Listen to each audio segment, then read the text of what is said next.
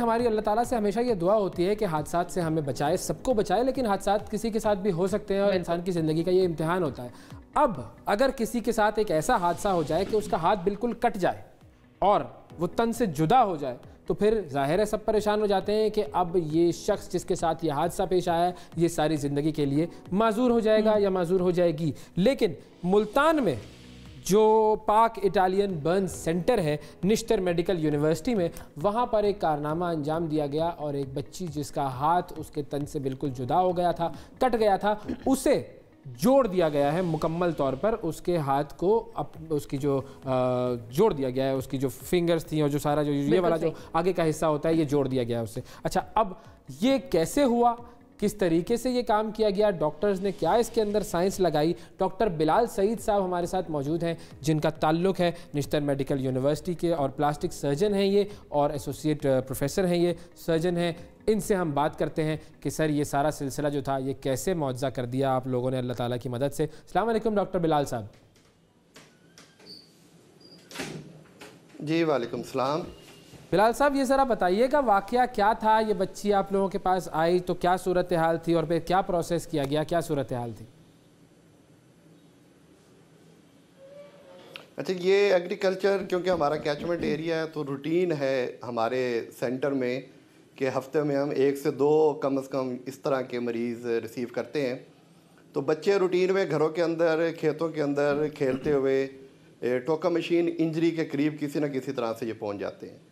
تو آج کل جتنی بھی ٹوکا مشین استعمال ہو رہی ہیں وہ زیادہ تر موٹرائزڈ ہو گئی ہیں، تو ان میں سیفٹی میکنزم بھی ہمارے یہاں نہیں ہے۔ تو یہ بچی گھر کے اندر کھیلتے ہوئے پیرنٹ سائڈ پہ تھے، تو یہ جا کے بھائی کے ساتھ اس نے اس کے اندر ہاتھ دے دیا اور ہاتھ اس کا اس سے اپنے بازو سے علیحدہ ہو گیا۔ تو یہ 1.5-2 گھنٹے کے اندر، کیونکہ مظفر گڑھ ملتان سے قریب ہی ہے تو نشتر ایمرجنسی میں یہ رپورٹ ہو گئے۔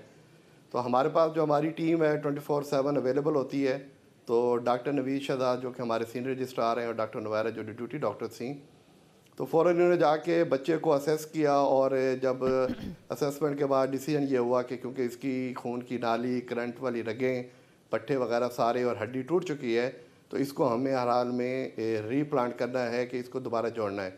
تو اس کے لیے پھر تیاری کر کے اور انستھیٹسٹ ڈاکٹر کے ساتھ مل کے تقریباً 3.5-4 گھنٹے کا پروسیجر کر کے تو اس کو دوبارہ ہر چیز جوڑ دی گئی اور ہاتھ بچا لیا گیا۔ تو یہ بچی کی عمر کیا تھی ڈاکٹر صاحب؟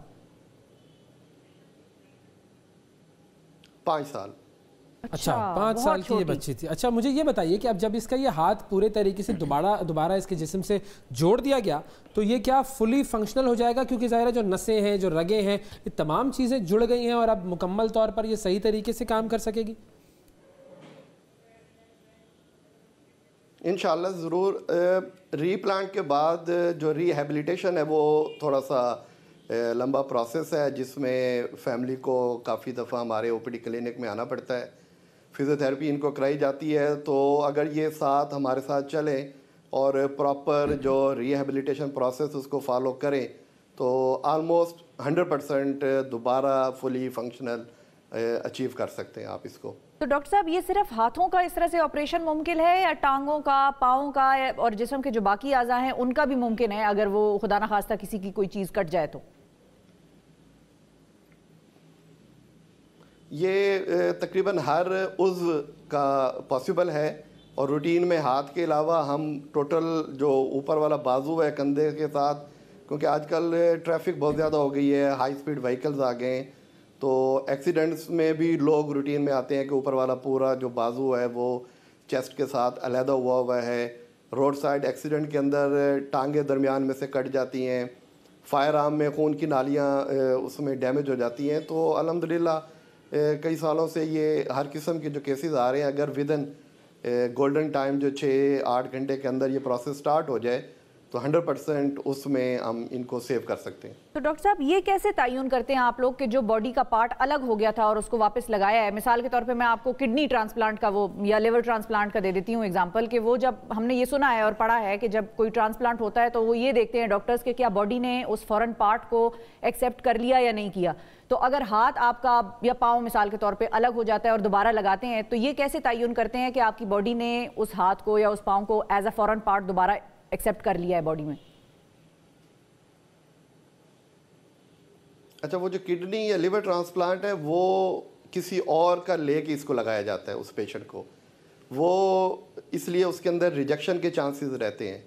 یہ جو ایکسیڈنٹل جس میں ہاتھ پاؤں یا باڈی کا کوئی بھی عضو تھریشر انجریز میں یا اس طرح آ جا کے کٹ جاتا ہے، تو یہ تو اسی جو بندہ ہے اس کا اپنا پارٹ ہوتا ہے، تو اس لیے اس میں تو جو ریجیکشن ہے اس کا چانس بالکل بھی نہیں ہے. نہیں ہوتا. ہاں، یہ ضرور ہوتا ہے کہ کئی دفعہ آج کل جیسے میں نے بتایا کہ موٹرائزڈ آ گئے ہیں تو اس میں کرشنگ بہت زیادہ ہو جاتی ہے، تو وہ ہم اسیس کرتے ہیں کہ کیا اس کو 6-8 گھنٹے کا پروسیجر اس قابل ہے کہ اس کی اس بچانے کے خاطر کوئی لائف اینڈ ڈینجر تو نہیں کر بیٹھے گا، تو وہ اسیسمنٹ ہوتی ہے، ورنہ 100% اس کا اپنا پارٹ ہوتا ہے اور ریجیکشن اس میں 0 ہے. صحیح. اور یہ بھی بتائیے گا ڈاکٹر صاحب کہ اگر کوئی اس طرح کا ایکسیڈنٹ فیس کرے تو اس کو کون سے سینٹر میں، اب مثال کے طور پہ آپ کا تعلق تو نشتر میڈیکل یونیورسٹی کے برن سینٹر سے ہے، تو کون سے سینٹر میں، کون سے شہروں میں بچے کو یا بڑے کو لے جانا چاہیے فوری طور پر؟ اس میں پورے پاکستان میں جہاں کہیں پلاسٹک سرجری ڈپارٹمنٹس کام کر رہے ہیں اور روٹین میں ہر ٹرشری کیئر ہاسپٹل کے اندر پلاسٹک سرجری جو ڈپارٹمنٹ ہے نا وہ اویلیبل ہے. تو لاہور میں بھی کئی سینٹر ہیں، اسلام آباد میں ہے، فیصل آباد میں ہے، ملتان میں، بہاولپور رحیم یار خان کے اندر، اگر ہم پنجاب کی بات کریں کراچی حیدرآباد میں بھی ہیں، پشاور میں بھی ہیں. تو اس میں یہ ہے کہ جہاں کہیں بھی ڈپارٹمنٹ ہے تو یہ اس مریض کو لے جا سکتے ہیں، اور باقی سینٹرز بھی الحمدللہ 100% کام کر رہے ہیں اس حوالے سے. اور یہ 6 سے 8 گھنٹے کے اندر پہنچ جانا چاہیے اسپتال، یہ پروسیجر شروع ہو جانا چاہیے، ورنہ پھر یہ پروسیجر نہیں ہو پاتا.